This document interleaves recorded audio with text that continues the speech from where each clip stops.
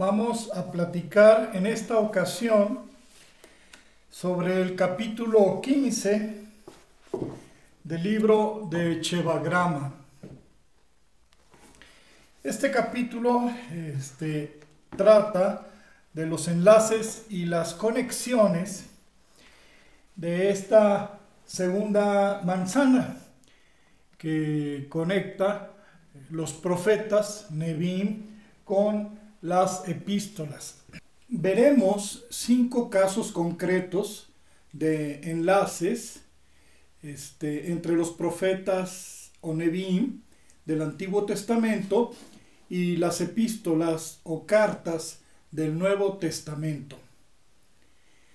Los casos serán los siguientes: el libro de Josué con el libro de Romanos, el libro de Jueces con el libro de Primera de Corintios, el libro de Oseas con el libro de Primera de Timoteo, el libro de Jonás con el libro de Hebreos y las conexiones que se dan entre el libro de Malaquías y el libro de Judas. Son solamente 5 conexiones porque es abundante la suma de ellas que podemos obtener. Que baste con estos ejemplos. Empecemos con Josué y Romanos. Algunos libros de la Biblia tienen indicaciones del orden o posición que deben ocupar ese libro en la lista general de los libros. Esto se da en forma de clave y por lo general en la misma introducción del libro, en su primer capítulo.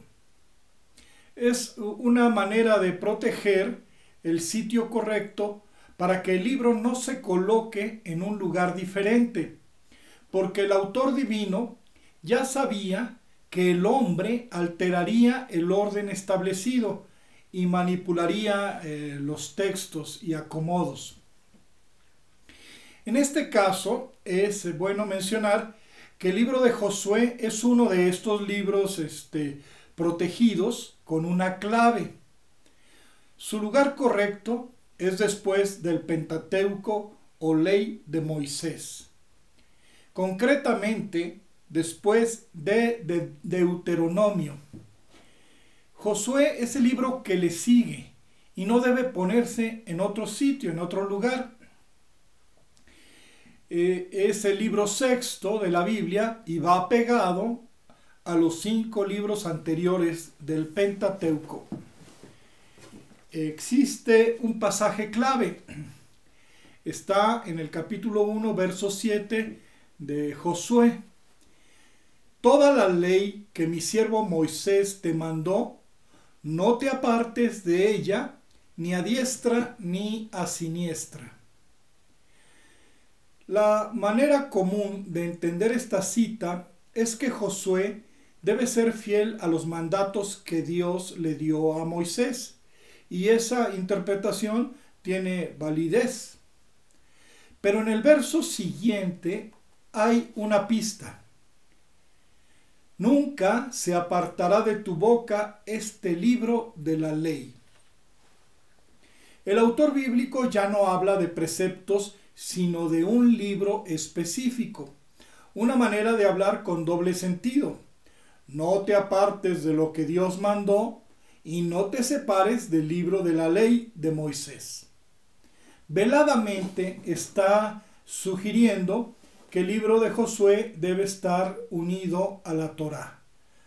Por eso dijo, no te apartes ni a diestra ni a siniestra de los preceptos o del libro.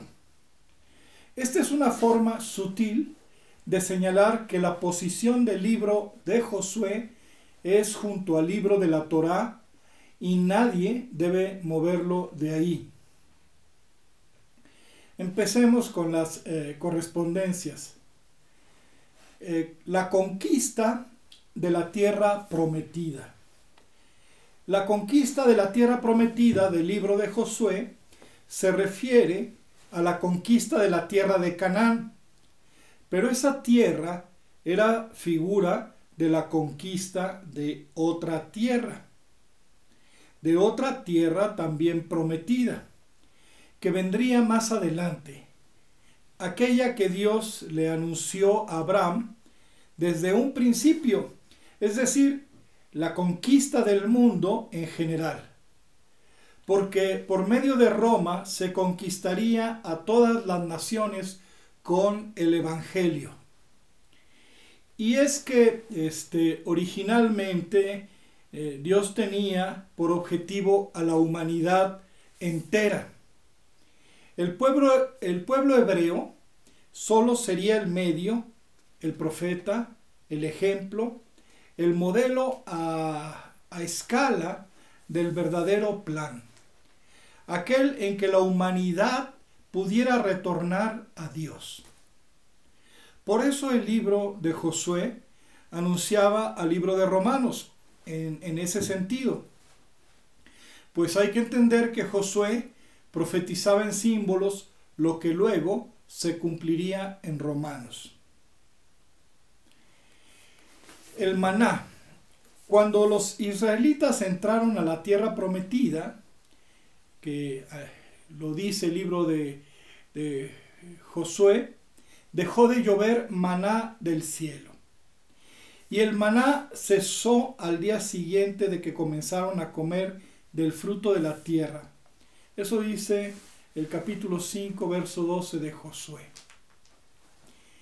Y aunque en el desierto comieron el maná como un alimento físico, existe también el simbolismo de que ese pan tan especial representa el alimento espiritual. Es decir, representaba la palabra de Dios. Recordemos aquello de que no solo de pan vive el hombre, sino de toda palabra que sale de la boca de Dios. Así que la suspensión del maná puede tomarse como una alegoría de que Dios dejó de hablar y dejó de legislar. Porque en el desierto le habló al pueblo hebreo y le dictó sus leyes, pero al entrar a Canaán ya no legisló nada, ya suspendió el maná, suspendió su palabra. Igualmente en el caso de Romanos, porque Roma representa el fin de los mensajes de Dios, porque ahí se acabaron los profetas y la redacción de los libros bíblicos. En Roma se difundirá la palabra que fue revelada con anterioridad. Ya no habrá novedad alguna. La Biblia acabó de escribirse. Una manera de decir que el maná del cielo cesó al llegar a Roma. Así como el maná cesó cuando los israelitas llegaron a Canaán.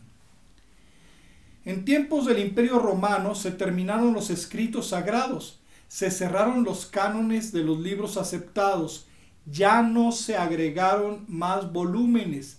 La Biblia dejó de escribirse, tanto en hebreo como en griego, pues Roma era la tierra prometida, en ese sentido, anunciada para bendecir a las naciones. Y ahí cesó la lluvia del maná. Roma es la tierra donde Dios cumplió la promesa que hizo a Abraham de bendecir a todas las naciones. La ramera Rahab. Esta es otra conexión entre el libro de Josué y Romanos. Rahab es una mujer que quiere el bien de los israelitas, aunque ella misma no es israelita. El libro de Josué la señala como ramera, aunque la traducción más precisa diría algo así como mesonera. Ella esconde y ayuda a los espías hebreos. En el capítulo 2, verso 1, dirá: Josué envió a 2 espías, los cuales fueron y entraron en la casa de una mujer ramera llamada Rahab y posaron ahí. En agradecimiento, le prometieron que su familia sería salvada cuando los israelitas tomaran la ciudad. Pablo, en el libro de Romanos, dice que el gentil que no tiene ley, pero hace la ley, es ley a sí mismo, quedando justificado aunque no sea judío.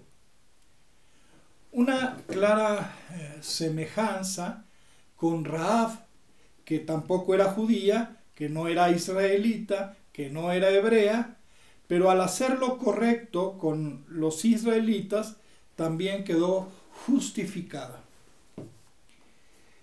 El significado del nombre de Rahab anunciaba la participación de todo el mundo en los planes de Dios, pues Rahab significa algo así como multitud, ampliación, ensanchamiento. La circuncisión. La circuncisión es otra conexión entre el libro de Josué y Romanos.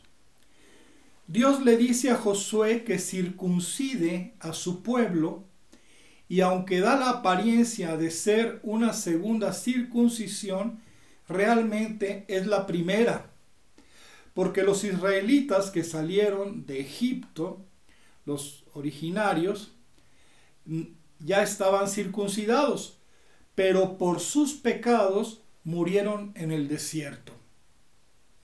Así que los hombres que cruzaron el Jordán eran la nueva generación y hasta ese momento no estaban circuncidados. Eso ocurriría después, ya entrando en la tierra prometida, en el llamado Monte de los Prepucios. Esto lo podemos ver en el capítulo 5 de Josué, versos 6 y 7. De la misma manera, en Romanos, Pablo explica cuando dice que la circuncisión sin fe y sin cumplimiento de la ley es realmente una incircuncisión. Y por el contrario, la incircuncisión con ley y cumplimiento de la ley es para Dios la verdadera circuncisión. En el capítulo 2, verso 25, dirá: porque la circuncisión en verdad aprovecha, si guardares la ley, mas si eres rebelde a la ley, tu circuncisión es hecha incircuncisión.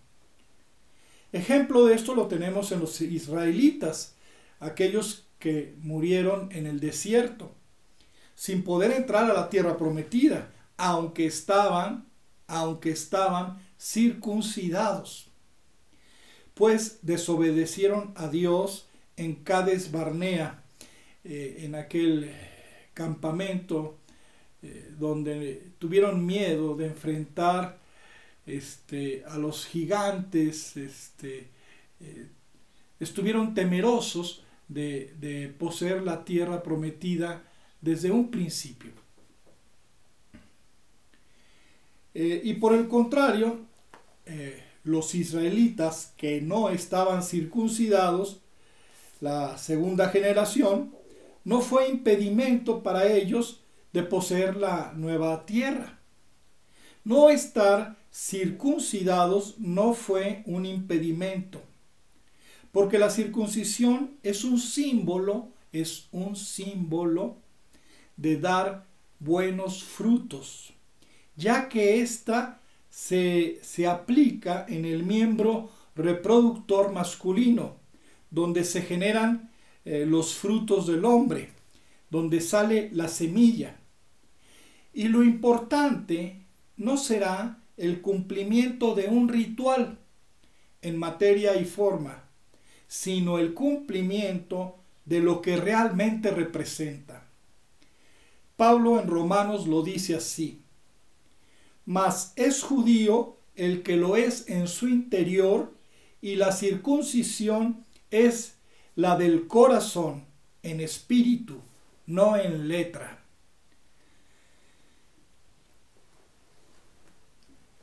Otra conexión entre Josué y Romanos es el pecado que entra por un solo hombre. En el libro de Josué, todo el pueblo de Israel fue castigado por el pecado de un solo hombre que desobedeció la orden de Dios de no tomar cosa del anatema. Josué 6:18 dirá: pero vosotros guardaos del anatema, no toquéis ni toméis alguna cosa del anatema. Este hombre fue Acán, porque Acán, hijo de Carmi, hijo de Sabdi, hijo de Sera, de la tribu de Judá, tomó del anatema, y la ira de Jehová se encendió contra los hijos de Israel. De la misma manera, Pablo, en el libro de Romanos, ejemplifica el pecado de Adán como el pecado que cometió un solo hombre, y por ello toda la humanidad fue castigada. En capítulo 5, verso 12, dice: así como el pecado entró en el mundo por un solo hombre, y por el pecado la muerte, y la muerte así pasó a todos los hombres, pues que todos pecaron. En Josué por el pecado de un hombre, y Romanos habla del pecado de un solo hombre en el principio, que fue Adán. Pero también la reconciliación viene por un solo hombre, tanto en Josué como en Romanos. Porque dice